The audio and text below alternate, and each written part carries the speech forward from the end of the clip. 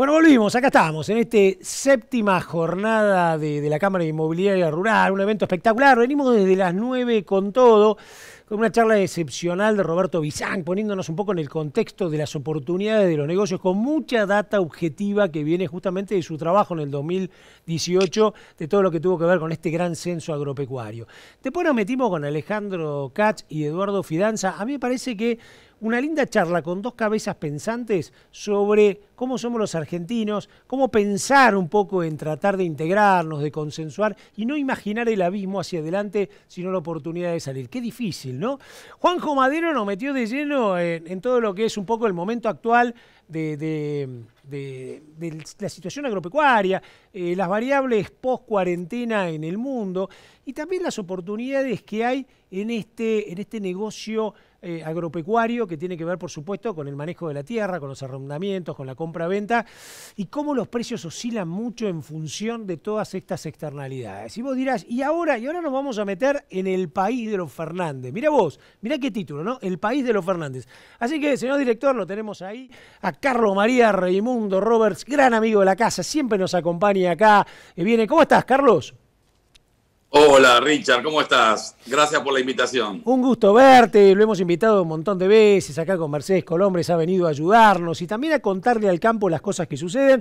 Bueno, Carlos Raimundo Roberts, para los que no lo conocen, es graduado de la Escuela de Periodismo del Círculo de la Prensa, cursó estudios superiores en la Universidad de Navarra, en España, trabaja en el diario La Nación desde hace más de 35 años, famoso por su columna de los sábados.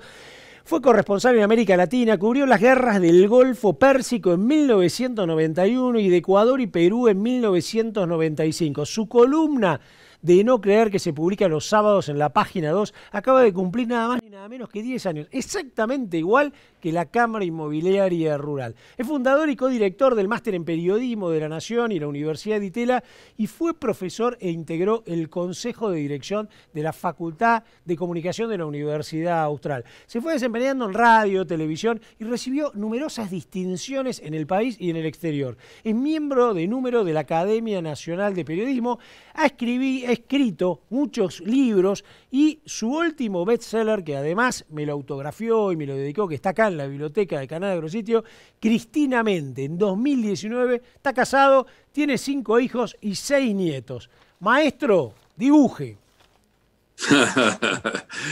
Vos sos un maestro, Richard. Bueno, muchísimas gracias. Gracias a vos, a la Cámara, a Agrositio y a todos los que están asistiendo a esta charla. Para empezar, como dijo el paisano, ya que estamos en un ámbito rural, vamos a citar a un paisano. Como dijo el paisano, antes de hablar, quisiera decir unas palabras. Y las palabras son estas, o la advertencia. Yo nunca acepto dar una charla los viernes. Los viernes yo tengo puesto la ropa del columnista de los sábados, que es, como ya saben los que leen la columna de los sábados en el diario, es un columnista licencioso, básicamente. Y en cambio, este análisis, esta charla, se supone que tiene que ser seria, rigurosa.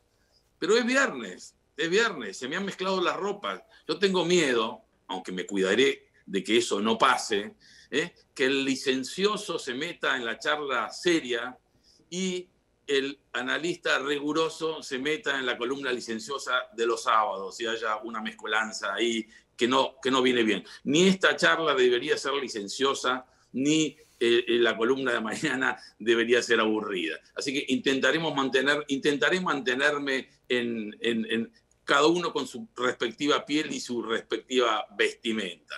Bueno, otra cosa que hay que decir es que los organizadores en la Cámara que han previsto esta jornada para esta semana, son unos genios. Ni Ludovica Esquirru lo hubiese previsto mejor. Esta es la semana política del año. No hay otra más importante. Yo diría, sin ninguna duda, desde que asumió el nuevo gobierno, no ha habido una semana políticamente más importante que esta.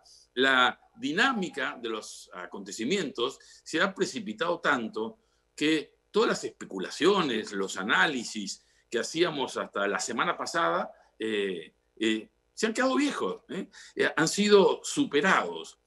Ahora, para entender un poco lo que está pasando, para tener una dimensión exacta de lo que estamos viviendo en estas horas, a mí me gustaría remontarme un poquito a la conformación de este gobierno. Este gobierno tiene su origen, es fruto de un pacto, ¿no? El que después se dio en llamar el Pacto de Congreso, porque se firmó en el departamento de Florencia Kirchner, ahí cerquita del Congreso, en el barrio de Congreso.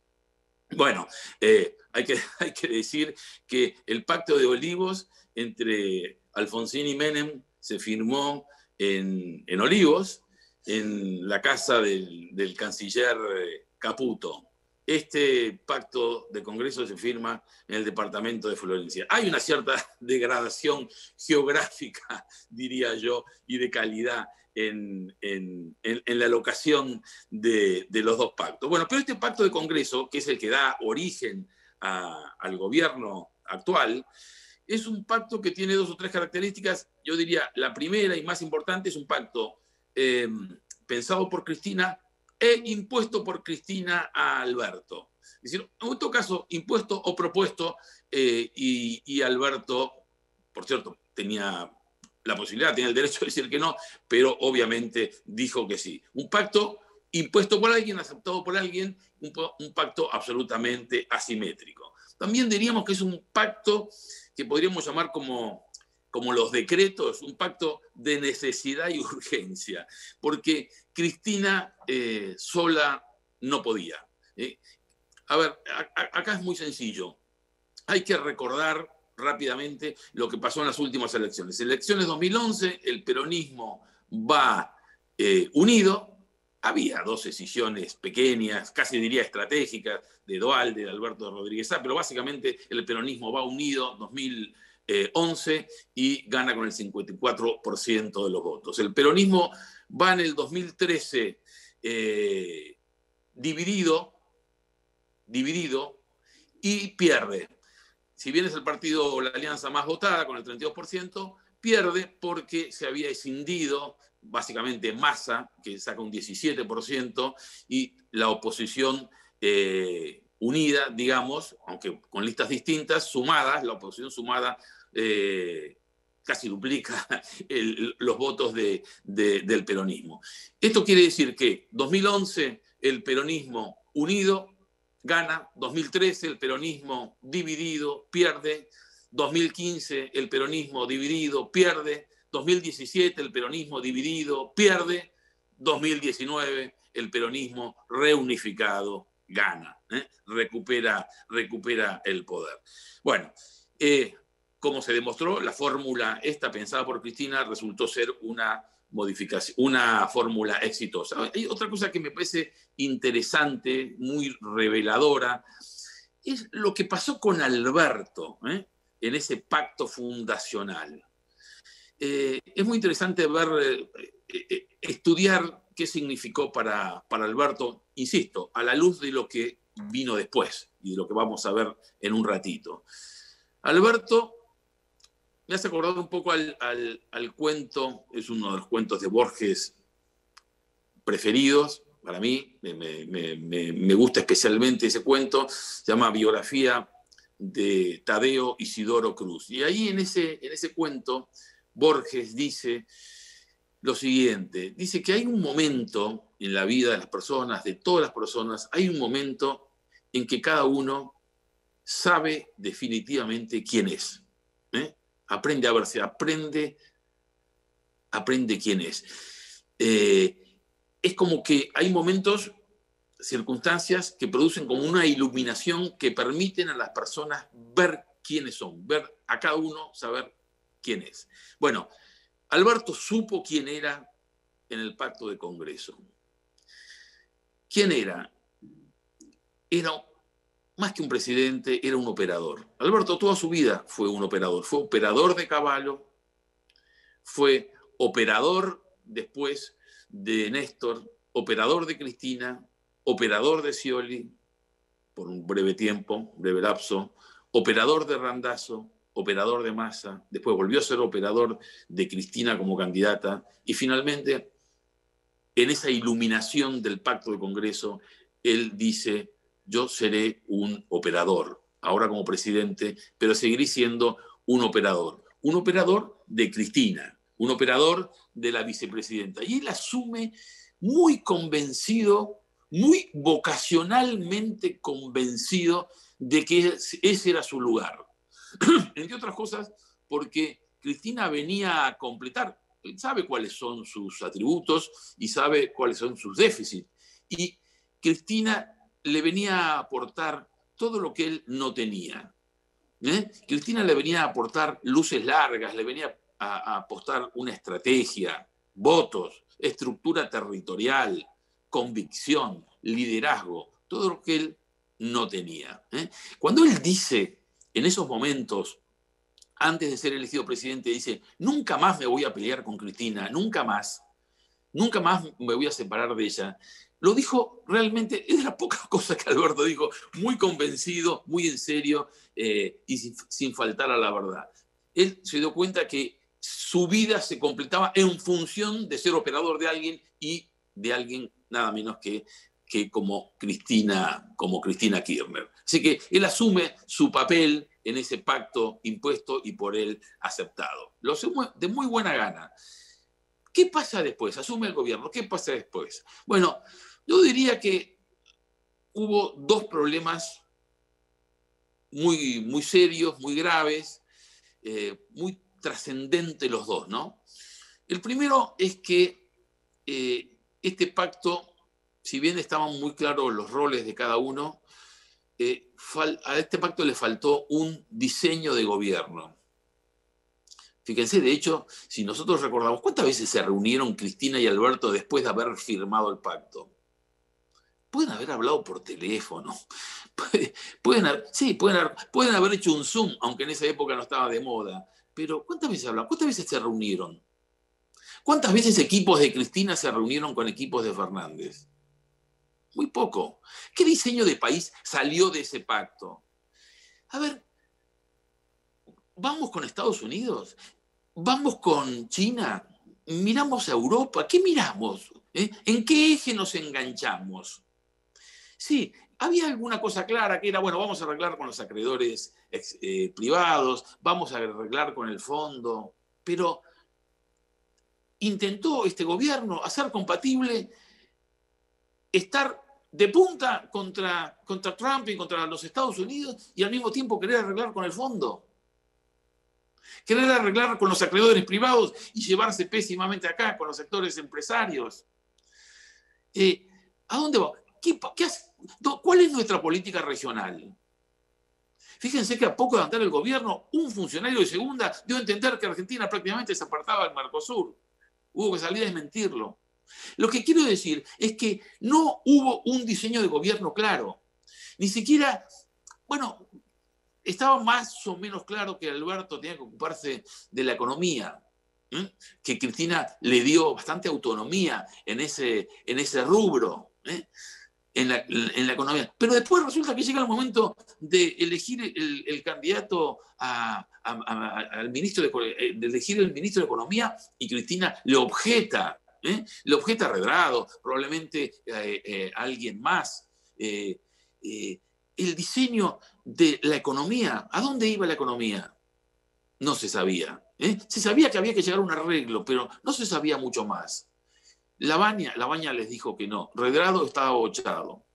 En algún momento coqueteó también Alberto con Melconian, por supuesto, bochadísimo, nos imaginamos por Cristina, si es que realmente fue en algún momento candidato. Bueno, falló entonces ese diseño del gobierno, un gobierno que pasó a estar loteado. ¿Cómo se organizaba ese loteo?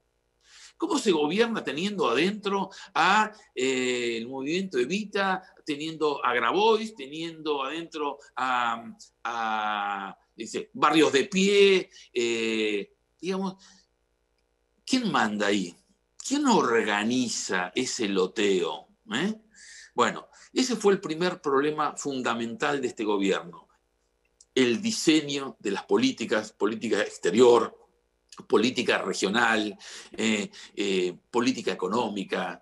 Bueno, ahí decía, nos encontramos con la primera dificultad. La segunda dificultad es quizá la más inesperada. La más inesperada. Porque las dificultades de diseño del gobierno se vieron desde un principio. A poco de andar el gobierno, ya se vio que todas las prioridades que había fijado Alberto Fernández de prioridades no tenían nada. Estoy diciendo la prioridad de hacer un gran pacto económico y social, hacer una reforma fiscal, la ley del aborto, digamos, todo lo que él había fijado como las grandes, la mesa del hambre, todo fracasó, pero fracasó a la mañana siguiente de haber asumido el gobierno, digamos, ¿no? Y no hay que echarle la culpa a la pandemia. Ninguno de estos proyectos que acabo de mencionar había empezado a funcionar antes de que se conociera la pandemia del coronavirus, ¿no? Así que ese fue un problema importante, pero que de alguna forma se pudo prever. Se pudo prever porque ni siquiera había, ya digo, como comentaba, reuniones de los equipos de trabajo, se vio que era muy caótico la organización del gobierno, la disposición de los cargos, el nombramiento de los ministros. Bueno, ese fue el principal problema. Y el segundo gran problema, yo diría peor incluso que es que nos encontramos a poco de que comenzó el gobierno, nos encontramos con una bajísima prestación por parte de Alberto y de su equipo de gobierno. Muy baja prestación. Esto fue muy sorprendente. Bueno, yo, claro, me la paso hablando con gente, como mi trabajo lo indica, y durante unos meses, hace tiempo, le preguntaba a la gente que hablaba, ¿vos esperabas a este Alberto? Y yo diría que el 50% me decía, sí, yo lo conocía, y esto es Alberto, nunca fue otra cosa, siempre fue un operador, un tipo hábil para cuando le mandaban, bueno, hay que borocotearlo a Borocotó, que asume su banca como diputado de Macri y ahora tiene que ser nuestro. Bueno, entonces, puesto a esa función, bueno, tenemos que cooptar a él, a Borocotó, esas cosas las hacía muy bien. Hay que conseguir plata para la campaña, esas cosas las hacía muy bien. Un operador, lo que toda su vida fue. En mucha gente, el 50% me decían, sí, este es el Alberto que conocimos, no se podía esperar otra cosa. Y entre otras cosas, por esas características de Alberto, por esas limitaciones, por esos déficits de Alberto, es que además Cristina lo designa candidato, porque sabía que como buen operador era factible de ser operado, de manejar, de administrarlo. El otro 50% de la biblioteca está sorprendida. Yo estoy entre los que estoy sorprendido por la escasísima, por la muy baja performance de Alberto. Baja performance que se vio enseguida para la designación de, por ejemplo, de su gabinete, de sus ministros, ¿no?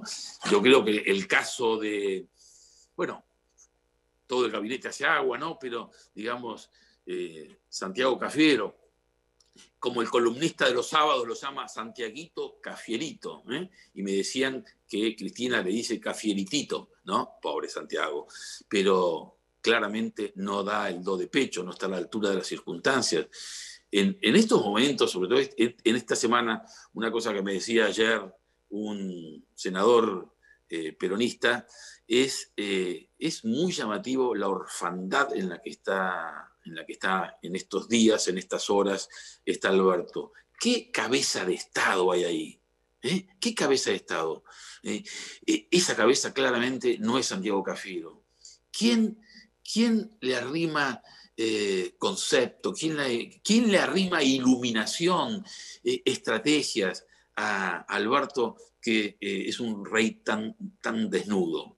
Sí. Si cabe la figura del rey en Alberto, creo que es un exceso de mi parte, ¿no? ¿Quién? No es claramente Santiago Cafiero, no es Vilma Ibarra. ¿Quién está al lado de Alberto? ¿Quién aconseja a Alberto? Ya no lo hace Cristina, después lo vamos a ver. Aparentemente lo ha logrado o tampoco está en condiciones de hacerlo. Pero es muy llamativa, decía, la orfandad de Alberto, para formar su equipo. Dificultades para pensar el país, ¿no? Esta quizás es la dificultad más importante. Se vio poco de andar. Él va, antes de asumir la presidencia, hace un viaje a Alemania. Hablé con una persona que estuvo en la reunión de él con la canciller Merkel, y dicen, impresionante esta persona que estuvo en esa reunión, que acompañó a Alberto a esa reunión, estaba asombrado con la solidez de Alberto, con los propósitos de Alberto, con los objetivos que tenía. Bueno, ese Alberto estalló antes de asumir, digamos, ¿no?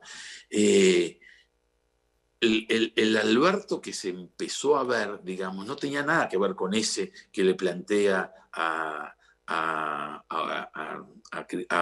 Angela Merkel un gobierno cercano al sector privado, un gobierno abierto al mundo, un gobierno respetuoso de la actividad privada, que iba a potenciar el Mercosur. La verdad, decía esta persona que estuvo en esa reunión, era una descripción impresionante. Pero claro, Alberto, ya sabemos, lo aprendimos después, tiene para cada auditorio tiene un discurso. Pero bueno, decíamos las dificultades para pensar el país, ¿no?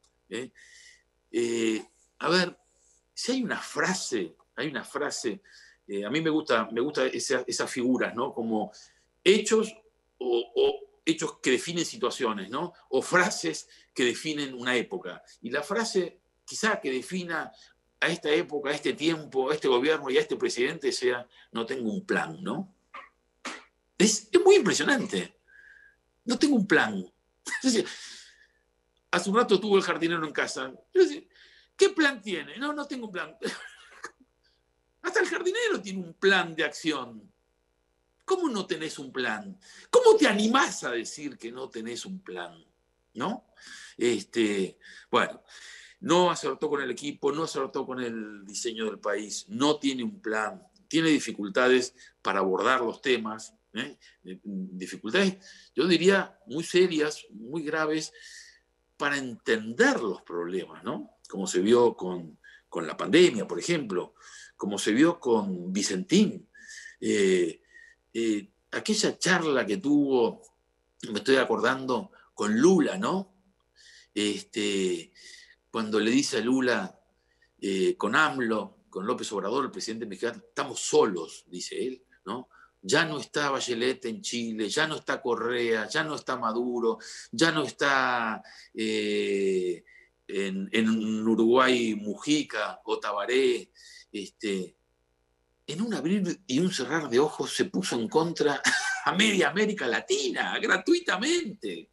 Y además dice que con AMLO se proponían cambiar el mundo, ¿no? Cambiar el capitalismo, cambiar el mundo. Por Dios, eso se proponían. Al día siguiente AMLO estaba abrazado a Trump y soltándole la mano a Alberto Fernández. Bueno, muchas dificultades, decía, para entender el mundo, para abordar los problemas, para no postergar la historia. Ya se ha hecho célebre que es el hombre de la postergación, de la suspensión, de diluir siempre, de postergar, de demorar todas las decisiones, cosa que se vio mucho, por ejemplo, en la negociación de la deuda con los acreedores privados, ¿no? Bueno, entonces, dificultades de Alberto para entender el mundo, para entender el país, para entender el problema, para abordar los problemas, para resolverlos. Yo diría que ha sido algo, estas características de Alberto, estas dificultades de Alberto, de esas dificultades habla el Instituto Patria, de esas dificultades hablan los líderes empresarios, de esas dificultades habla la CGT, de esas dificultades se habla en las embajadas. La noticia de Alberto presidente es un Alberto con dificultades hasta este momento insalvables en la forma de organizarse, de formar un equipo, de tomar decisiones, de resolver problemas. Después, otro aspecto especialmente débil ha sido su verborragia, sus raíces mediáticos, sus declaraciones. Alberto dice cosas que son siempre, ¿no?, inoportunas. Por ejemplo, no vamos a tocar los depósitos. La gente salió corriendo a sacar la plata de los depósitos, ¿no? No vamos a devaluar, todavía está a tiempo. Dice cosas inoportunas, dice cosas inconvenientes, dice cosas erradas, dice cosas contradictorias. A ver, se enamora de cosas, escucha algo y se enamora. Por ejemplo, escuchó un día, allá por abril, escuchó en La Plata, en una conferencia, lo escuchó hablar a Kicillof, que dijo: un bichito por el COVID, un bichito, dice, ha destruido el capitalismo. Desde entonces Alberto repite, y lo sigue diciendo. No hay ningún indicio de que el capitalismo haya sido destruido por el bichito, por el coronavirus, y lo sigue diciendo. ¿Qué estructura capitalista ha cambiado en el mundo? Se disolvió el fondo, el Banco Mundial. ¿Qué cambió para que él siga insistiendo que ha sido el bichito mató al capitalismo? Se deslumbra ante cosas que escucha. Lo escuchó esa vez a Kicillof. Se hizo una reunión en Olivos, una reunión no demasiado publicitada en los medios, de algunos empresarios, uno de ellos, con el que hablé después, del sector agropecuario, sector agroindustrial, que tuvo una exposición frente al presidente sobre lo que habría que hacer, sobre su visión, absolutamente promarcado, obviamente. Y cuando termina la reunión, Alberto lo llama aparte a este dirigente del sector agropecuario y le dice: dame más detalles, me interesa muchísimo, me gustó muchísimo lo que dijiste, quédate un rato, conversemos. Bueno, a la semana siguiente fue Vicentín, o 15 días después.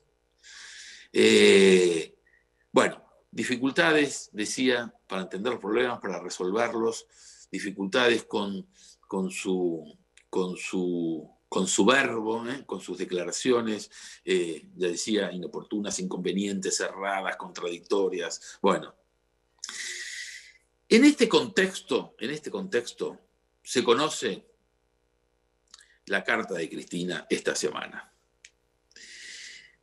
La carta de Cristina, a ver, lo más importante, creo yo, es que Cristina nos dice: vamos mal y esto puede terminar muy mal. Vamos mal y puede terminar peor. Cristina, en esta carta, le suelta la mano a Alberto. Lilita diría: lo vació de poder. Este no es mi gobierno, dice Cristina.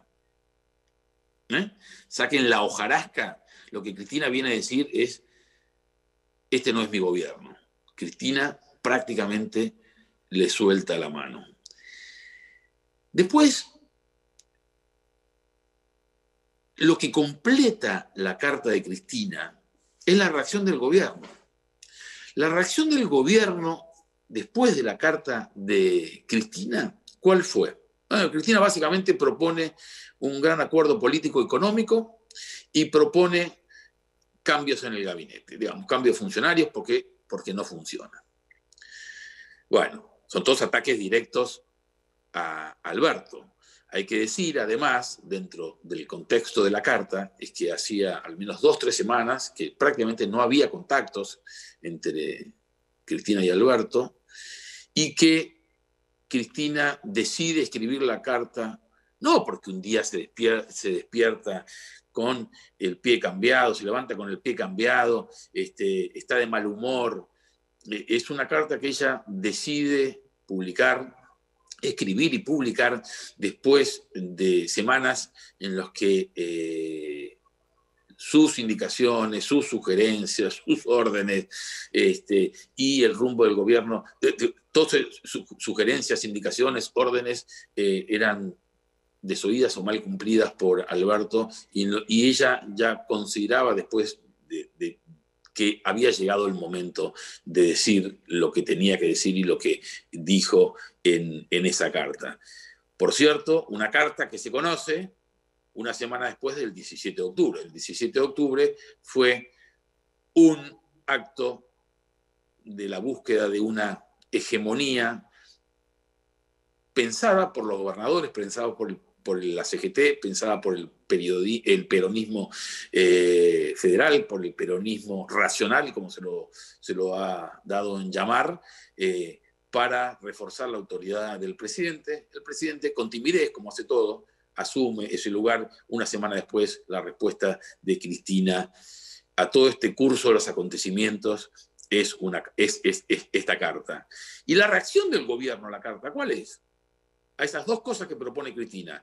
El pacto, el acuerdo económico, social, la mesa de diálogo, como la llamemos, el pacto de la Moncloa criollo, la respuesta de los voceros del gobierno que han dado a los medios es que eso ya está en marcha. Lo que está en marcha es efectivamente una mesa de diálogo de tan poca entidad que ni siquiera fue presencial. Se pudo haber dado en un gran marco una reunión en Olivos, separados a 20 metros cada uno, pero con la presencia del presidente, del jefe de gabinete, de la vicepresidenta. No, se puso en marcha unas mesas de diálogo en las que nadie cree, que fue presidida por Culfas y por el ministro de Trabajo Moroni. Ni siquiera estaba el jefe de gabinete, ¿no? Fíjense la entidad, hace unos 15 días, la semana anterior. Bueno, entonces la respuesta al gran acuerdo que propone Cristina, la respuesta del gobierno fue: no, eso ya está en marcha. Y la segunda respuesta a los cambios es: por ahora no va a haber cambio. Probablemente los haya en algún momento, pero lo notable es que Cristina parece soltar la mano y Alberto parece ganar en espacios de autonomía. A ver, otra reacción del gobierno. Cristina critica, ya sabemos, ¿no? Critica a sus colaboradores y sin nombrarlo a Massa. ¿Con quién se muestra en la foto? Con Vilma, a los que escribieron libros y a los que nos criticaron. Vilma Ibarra, autora del libro, y Massa, que era el que lo sabía anunciar. Ella alude a los dos y Alberto al día siguiente, muy llamativo, al día siguiente se muestra en una foto con los dos, con Vilma y con Massa. Una señal de autonomía que resultaba hasta entonces impensada. Yo por eso quise remontarme al pacto de Congreso, al pacto fundacional, al pacto que da origen a este gobierno, porque algo esta semana se rompió. Algo esta semana, en todo caso, se terminó de romper, ¿no? Alberto nunca tuvo ninguna intención, ningún objetivo de autonomía. De hecho, él mismo desautorizó todo lo que quisiera hacer durante meses, todo lo que quisiera hacer un germen de albertismo. Porque volvamos al origen, se vio como un operador de Cristina. Ahora, las circunstancias aparentemente lo están forzando a lograr esos espacios de autonomía. Pero el escenario de un Alberto tratando de hacer su gobierno y no el de Cristina, el escenario de una Cristina soltándole la mano a Alberto, es un escenario político que realmente mete miedo, porque se estaría rompiendo el pacto fundacional, y cuando se rompen esos pactos, cuando se rompen esas normas de convivencia, vaya a saber en qué termina esto. La dinámica es absolutamente acelerada, inesperada. Yo no estoy viendo necesariamente un estallido social. ¿Por qué? A ver, la Argentina salió del... El otro día lo hablaba con Pichetto esto, ¿no? Dice Pichetto, en el 2001 aprendimos. Y del 2001 se salió con aquellos pactos que también estaban donde la presidencia de Dualde, después promovidos 2003, promovidos con 2002, promovidos también con el apoyo de la Iglesia. A ver, ¿de qué se sale del 2001? Del 2001 se sale con tres cosas que nos pueden parecer lindas, feas u horribles, pero que son planes sociales, empleo público y jubilaciones. Planes sociales, empleo público y jubilaciones. Los tres crecieron exponencialmente a partir de ahí. Desde entonces no hubo ninguna revuelta social, ningún estallido, porque con un costo enorme, evidentemente, fiscal para el país, pero es una red de contención que surge de la crisis del 2001 y que todavía está vigente. Yo hablé la semana pasada con dos curas villeros que están en el conurbano, porque los llamo periódicamente porque ellos me dan la temperatura del conurbano. Y me decían que sí, que obviamente hay mucha inquietud, hay mucha malaria, los comedores rebalsan de gente, pero no están bien, pero hay un asistencialismo social que está llegando. El gobierno se está ocupando de eso y en lo más profundo del conurbano, en lo más rezagado del conurbano, está viendo un asistencialismo, además del IFE, los planes y además el IFE, que está llegando y que está cumpliendo esa meta. Yo no estoy viendo, por tanto, un estallido social. Ahora, no se sabe qué puede pasar, por supuesto, con la tensión social que hay, con los problemas de las tomas, por supuesto que una chispita podría causar un desastre. Y no se puede descartar, ningún análisis serio podría descartar. No me parece una cosa inminente, pero tampoco me sorprendería. Pero sí hay desintegración política en la coalición gobernante. Lo que vivimos con los últimos acontecimientos, tanto en Guernica como en Entre Ríos, en el campo de los Echeveres, lo que estamos viendo es unas diferencias extraordinarias en el propio seno del gobierno, de la coalición, no solo del gobierno, de la coalición del gobierno, ¿no? Y además ya con Grabois atacando al gobierno ya desembosadamente. Es decir, y bueno, como decía Cristina, soltándole la mano. O eso pareció, por ahora. Bueno, entonces decía, desintegración política de la coalición gobernante, colapso económico, tensión social, pandemia, es casi la tormenta perfecta. No tengo muchas buenas noticias y termino ya pidiéndoles perdón por no tener buena noticia. Y el viejo manual de la crónica periodista dice que hay que empezar con algo fuerte y terminar con algo fuerte. Pero yo no me propongo cumplir con el manual del buen periodismo, sino con el manual de la realidad, de reflejar la realidad. Hoy ya no sonaría tan descabellado un escenario en el que Alberto se canse y dé un portazo. ¿Lo estoy previendo? No lo estoy previendo, pero ya no me sorprendería, ya no me sonaría tan descabellado. Bueno, muchas gracias. Impecable, Carlos. Excelente. Vamos a algunas preguntas. Te pido si podemos hacer tipo ping-pong como para tratar de meterte la mayor cantidad posible. ¿Vos me escuchás bien, no? Sí, y perdón, yo me excedí muchísimo. Me acabo de dar cuenta que me excedí muchísimo. No, impecable. No sé cómo están de tiempo ustedes, pero como yo me excedí, si querés podemos extendernos un poco. No sé, no, quédate tranquilo. El tiempo. Quédate tranquilo que vamos bien. Bueno. Hay algo que aparece acá que es, vos mencionaste que es espacio de autonomía. Y tal vez todo el speech tuyo uno lo podría mirar con el vaso medio lleno y decir, a ver, hay un espacio de autonomía que puede tener Alberto Fernández. Puede tener dos decisiones. Cansarse e irse, que tampoco le conviene a Cristina porque yo no sé ella cuánto tiempo puede durar, y si no se queda ella se va a quedar Massa, que debe tener unas ganas espectaculares de quedarse porque la senadora tampoco se va a quedar seguramente, ¿no? Con lo cual me parece que ahí están agarrados todos. Si Cristina sabe que se le va la vida en esto, ya a los 70 años, meterse en todo esto, me parece que pues, está cansada y desgastada. Hoy tiene más poder donde está. Y gobernar este despelote, no sé si tiene ganas. La senadora no lo va a agarrar ni loca porque dura poco tiempo, me parece, es como que va a que, no sé.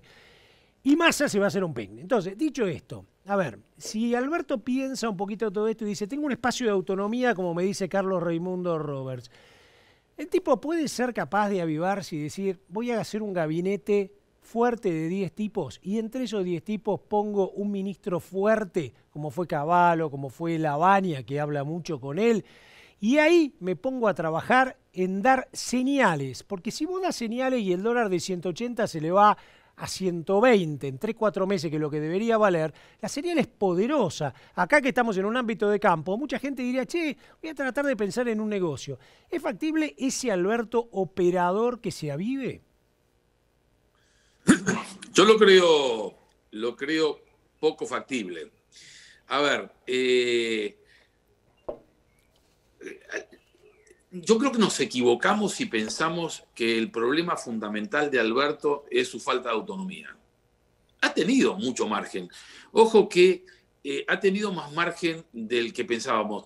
En eso, algo de cierto hay en la carta de Cristina. Cristina ha intervenido muchísimo, por cierto, en muchas áreas, pero no ha estado en el día a día, Cristina. No ha estado en la decisión del día a día, en la conducción del barco en forma permanente. Que ha influido, que influye sin ninguna duda, que ocupa cargos en el gobierno sin ninguna duda. Pero lo que hemos visto en las áreas donde Alberto ha tenido más autonomía, lo que hemos visto es un problema, como lo dije antes, de falta de reacción. No creo que los problemas fundamentales de Alberto haya sido el corsé ideológico. Alberto se siente muy cómodo con el corsé ideológico de Cristina. Muy cómodo. No ha estado por ahí el problema. El problema ha sido, como describí creo que con bastante detalle, su problema es de entendimiento del problema. Ahora, quizá un Alberto más autónomo logre lo que pasó con Duhalde, que perdido como estaba, la reunión ¿se acuerdan de la famosa reunión de los gobernadores, que terminaron poniéndole un plan de gobierno y imponiéndole a Lavagna de ministro? Quizá el peronismo tradicional puede intervenir más, pero la solución no vendría por el lado de Alberto, vendría por el lado de ese peronismo. Uh-huh. Bien, vos hablaste algo de Grabois y acá la pregunta, yo te voy a hacer una pregunta que viene directa, dice, ¿qué sucedió que después de tantos días de pasividad del gobierno, de un día para otro gobierno, incluso justicia agregaría yo, deciden actuar tanto en Guernica, topadora, eso en otros tiempos hubiera sido imposible ver una topadora como símbolo, la policía totalmente apertrechada, y se libera mágicamente el campo de la familia Etcheverry y los Etcheverry entran fenómeno y sale la hermana prácticamente en un patrullero, ¿no? ¿Qué pasó? ¿Se dio cuenta alguien de esta señal? ¿Le bajaron el dedo a Grabois porque se dieron cuenta que en el fondo cada vez que hablaba Grabois y hacía estas cosas, toda la Argentina peligraba más? ¿Qué pasó? Bueno, viene por este lado. Yo le llevé esa pregunta ayer a Pichetto y me contestó, las encuestas, Carlos, las encuestas, el 80% del país estaba en contra de la invasión de Guernica y en contra de las invasiones de tierra y de la invasión del campo de los Etcheverry. Un barracho. Pero digo, el gobierno tardó muchísimo, hasta el propio Horacio Rodríguez Larreta tardó muchísimo. Hoy dijo Alberto, no, eso fue una decisión de los gobiernos provinciales. Estuvo medio gabinete involucrado en el campo de los Etcheverry, de forma directa o indirecta. ¿Qué querer cargar esto en los gobiernos provinciales cuando el gobierno nacional tomó partido en favor de Grabois. Bueno, estos son los problemas que yo te decía, Richard, de diseño del gobierno. En el país de la soja, el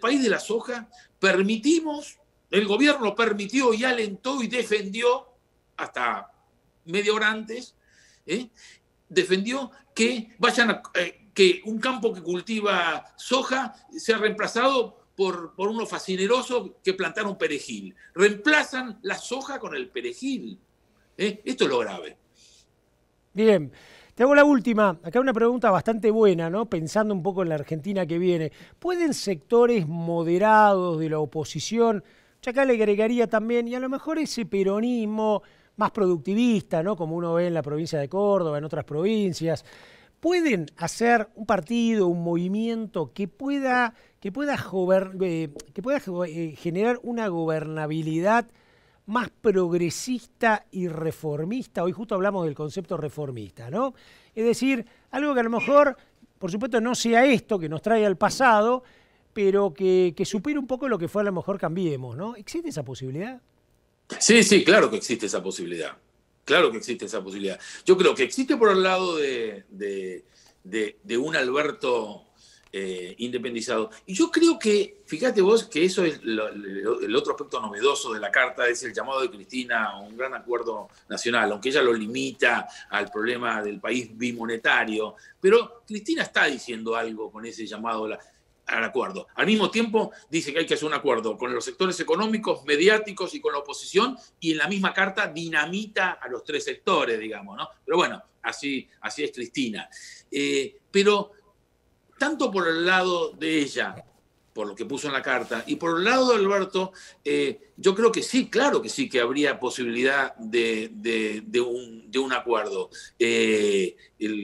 La propia reacción inicial del mismo Pichetto y de otros líderes de Juntos por el Cambio fue por ese lado. ¿Hay espacio? Sí hay espacio. ¿Tiene un espacio el peronismo racional?